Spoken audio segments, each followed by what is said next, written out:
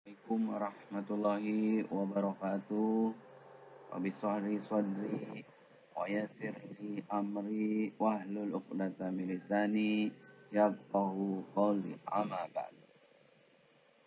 Mahasiswa hibrid semua, selamat berjumpa kembali dengan frekuensi yang sama seperti minggu-minggu sebelumnya, yaitu frekuensi silaturahim. Karena dengan silaturahim, insya Allah kita selain akan dipanjangkan usianya yang berkah, dimudahkan rezekinya, juga kita akan dimudahkan segala urusan-urusan kita oleh Allah Subhanahu wa taala, termasuk dalam urusan menuntut ilmu. Mudah-mudahan kita akan mendapatkan kemudahan. Amin. Amin ya rabbal alamin. Mahasiswa hibrid semua, minggu lalu kita sudah mempelajari tentang ikatan kimia. Ikatan kimia yang kita pelajari minggu kemarin adalah ikatan ion dan ikatan kovalen. Nah, pada kesempatan kali ini Bapak ingin menjelaskan tentang materi dan perubahannya. Apa itu materi?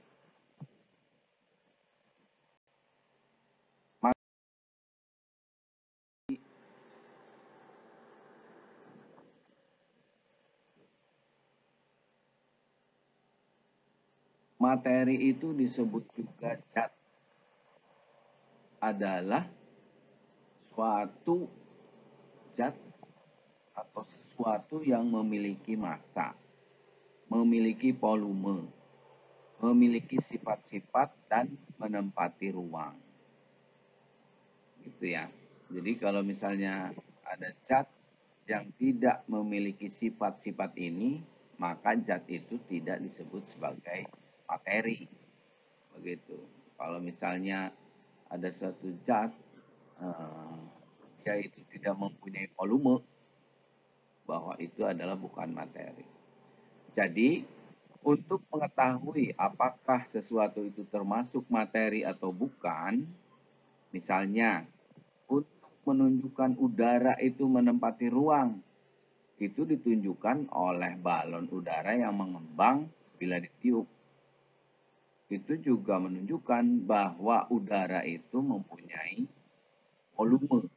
Dan kalau kita ukur masanya itu, udara itu memiliki massa. Berbeda halnya dengan cahaya atau sinar. Dia itu bukan merupakan materi, sebab tidak menempati ruang. Ya, itu perbedaan. Sekilas sih cahaya dengan udara itu seperti sama. Akan tetapi cahaya dan udara memiliki perbedaan, yaitu cahaya tidak menempati suatu ruang, sehingga cahaya tidak mempunyai volume gitu, tidak sama dengan udara. Kalau udara itu mempunyai volume, sehingga udara disebut sebagai materi dan cahaya disebut bukan materi.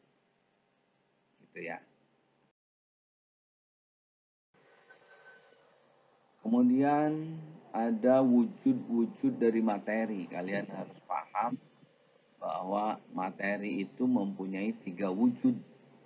Yang pertama wujudnya itu cair atau liquid, padat gitu ya, atau gas. Yang ketiga itu wujudnya itu. Wujud materi yang tergolong di dalam wujud gas, misalnya udara tadi, gas bumi, uap air, kapur barus. Jadi kapur barus ini ada di wujud gas dan wujud padat. Kemudian yang kedua, materi dalam wujud cair, misalnya air, minyak goreng, alkohol, bensin, solar, dan lain-lain. Itu adalah wujud materi dalam fase cair, gitu ya. Kemudian ada materi dalam wujud padat. Tadi misalnya ada baja, batu, kapur barus gitu. Itu juga termasuk ke dalam materi yang berwujud gas, berwujud padat gitu ya. Jadi kapur barus itu ada dua fase, ada fase gas, ada fase padat gitu.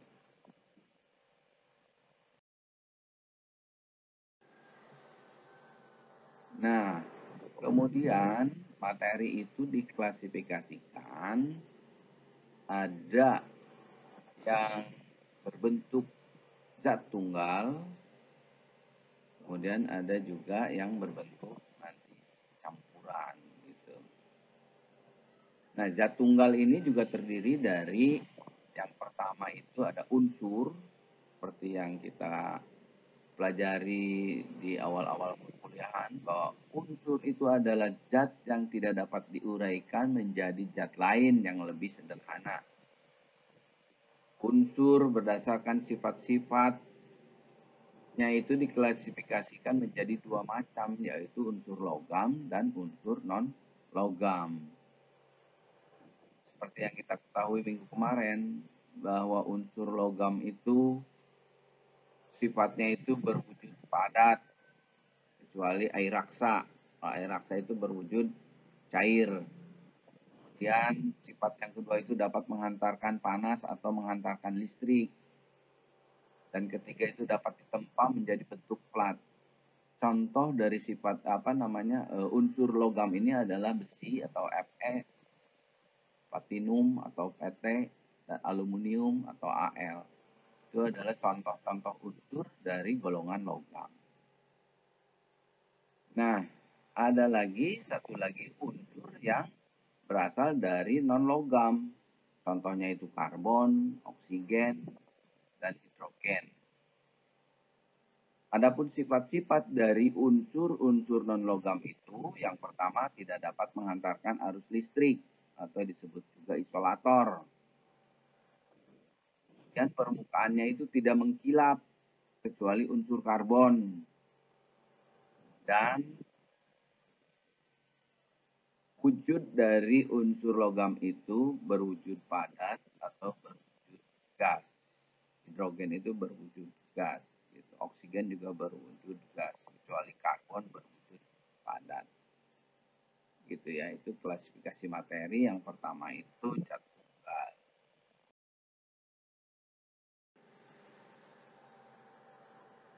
Kemudian dari zat tunggal itu yang pertama tadi unsur, yang kedua itu senyawa.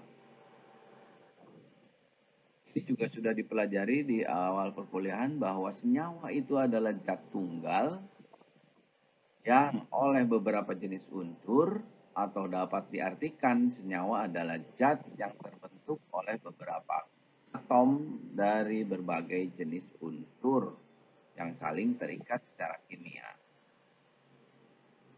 Menurut asal terbentuknya senyawa itu dapat diklasifikasikan menjadi dua, yaitu senyawa organik dan senyawa anorganik. Kita sering mendengar istilah-istilah organik gitu ya, ada sayuran organik, ada beras organik gitu. Nah, ini kita pelajari ini di dalam senyawa organik. Apa itu senyawa organik? Senyawa organik itu adalah senyawa yang berasal dari makhluk hidup atau terbentuknya itu oleh makhluk hidup atau organisme. Seperti contoh urea, gula pasir, itu terbentuknya dari makhluk hidup, dari tumbuhan. Alkohol juga terbentuknya juga dari makanan-makanan yang terfermentasi itu menjadi alkohol. Itu adalah senyawa organik. Kemudian yang kedua itu dari senyawa itu ada senyawa anorganik. Apa itu senyawa anorganik? Senyawa anorganik itu adalah senyawa yang tidak berasal dari makhluk hidup. Contohnya, senyawa organik itu adalah senyawa asam yang klasifikasikan menjadi ada senyawa oksida, senyawa asam, senyawa basa, dan senyawa garam. Gitu ya.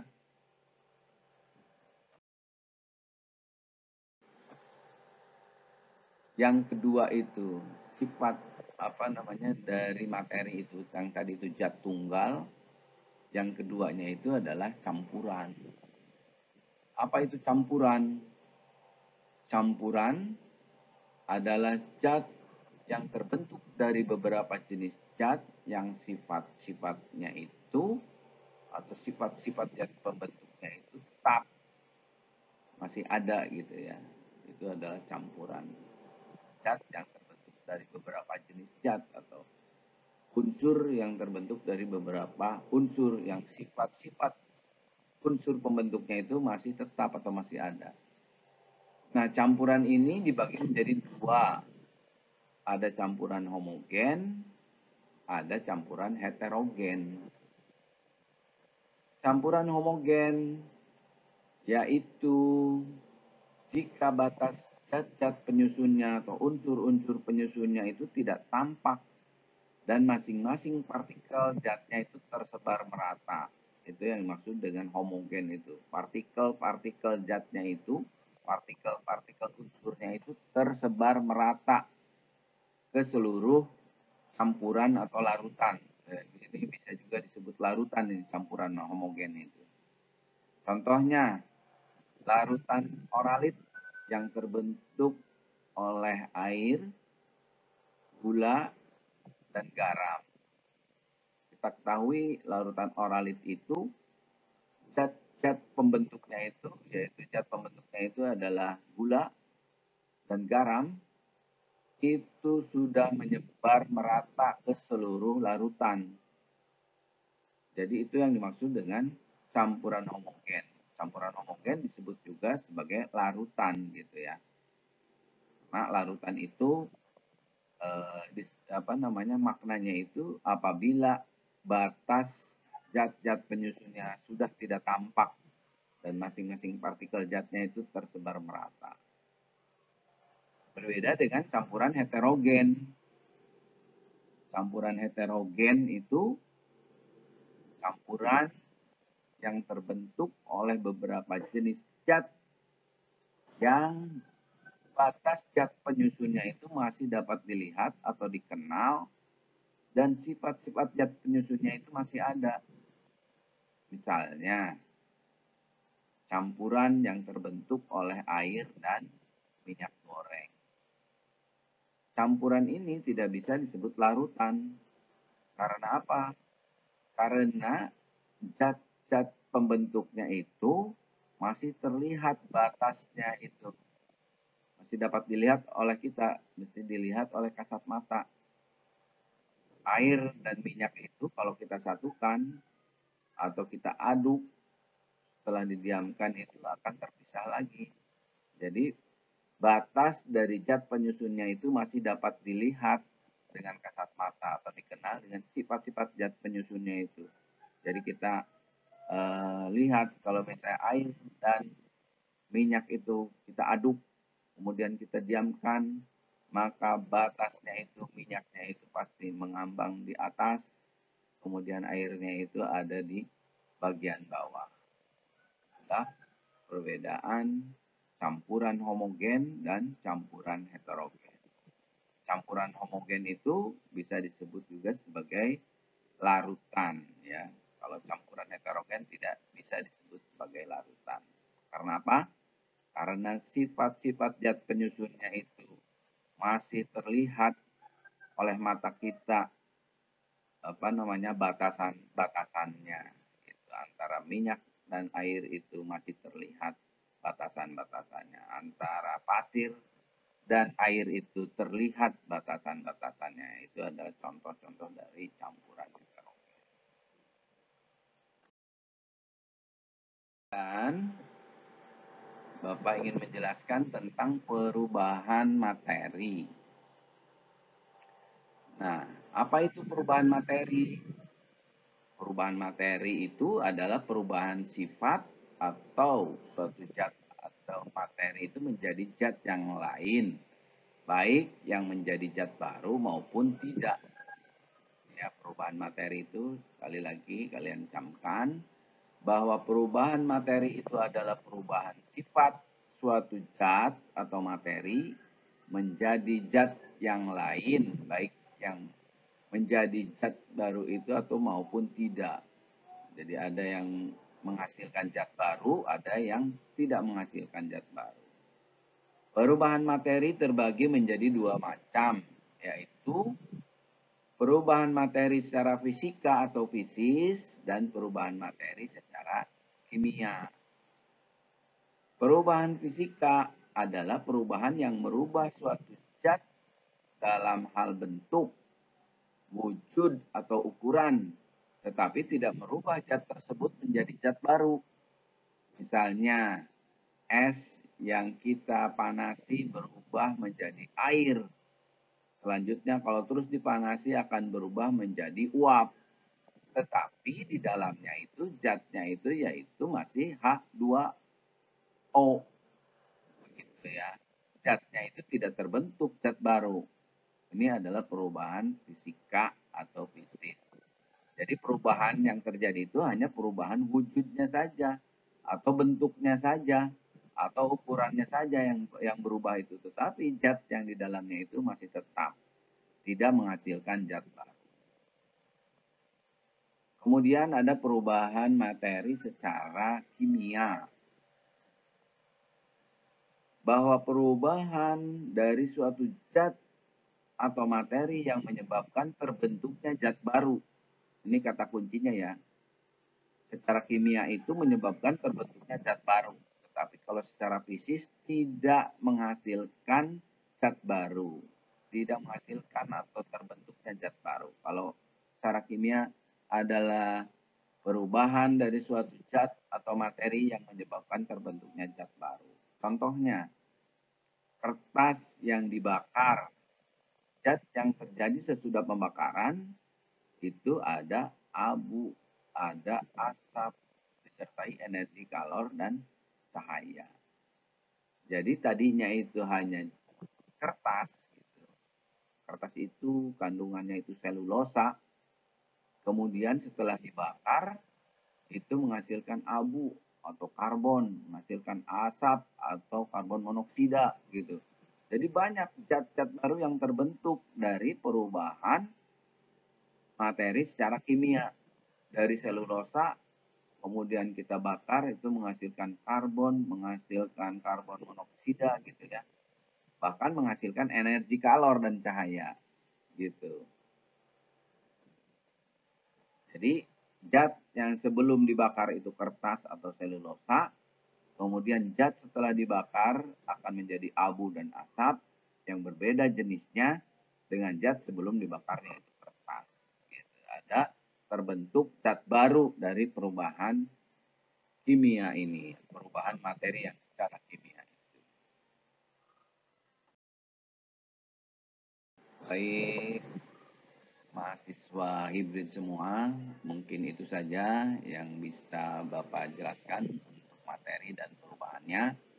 Kemudian untuk minggu depan, mahasiswa hibrid semua, Bapak tidak tugaskan membuat video presentasi, akan tetapi minggu depan kalian harus tatap muka dengan dosen karena kita akan menghadapi UTS di minggu berikutnya gitu ya. Jadi minggu depan kalian datang ke kelas, ke kampus untuk kita berbicara tentang apa materi-materi yang akan kita ujiankan. Demikian mahasiswa hibrid semua, Bapak tutup. Mudah-mudahan pertemuan kita hari ini dinilai oleh Allah Subhanahu wa taala sebagai pertemuan yang bernilai ibadah. Wabillahi taufik wal hidayah. Assalamualaikum warahmatullahi wabarakatuh.